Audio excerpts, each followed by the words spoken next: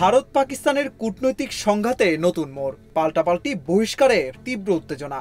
যুদ্ধবিরতি চলছে ঠিকই, কিন্তু কূটনৈতিক যুদ্ধ যেন মাত্র শুরু। পাকিস্তানে নিযুক্ত ভারতীয় এক কূটনীতিককে পার্সোনা নন গ্রাটা ঘোষণা করেছে ইসলামাবাদ।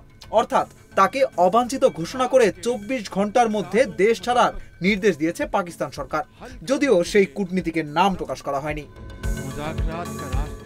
পাকিস্তানের পররাষ্ট্র মন্ত্রণালয় এক বিবৃতিতে জানায়, বিধি বহির্ভূত কার্যকলাপে জড়িত থাকার অভিযোগে ইসলামাবাদে ভারতীয় হাই কমিশনের এক কর্মীকে অবাঞ্ছিত ঘোষণা করা হয়েছে। এই সিদ্ধান্ত জানাতে তাকে মঙ্গলবার মন্ত্রণালয়ে তলব করা হয়েছিল। পাল্টা জবাবে ভারতও চুপ করে থাকেনি। গুপ্তচর বৃত্তির অভিযোগে দিল্লিতে নিযুক্ত পাকিস্তানের এক কূটনীতিককে বহিষ্কার করেছে ভারত।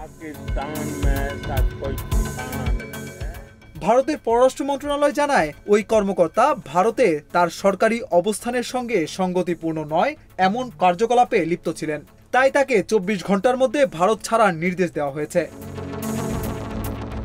মাত্র ৪ দিনের সামরিক সংঘাতের পর যুদ্ধবিরতি চললেও দুই দেশের মধ্যে কূটনৈতিক উত্তেজনা যেন দাও দাও করে চলছে। এই পরিস্থিতি কোথায় গড়ায় তা এখন সময়ই বলবে।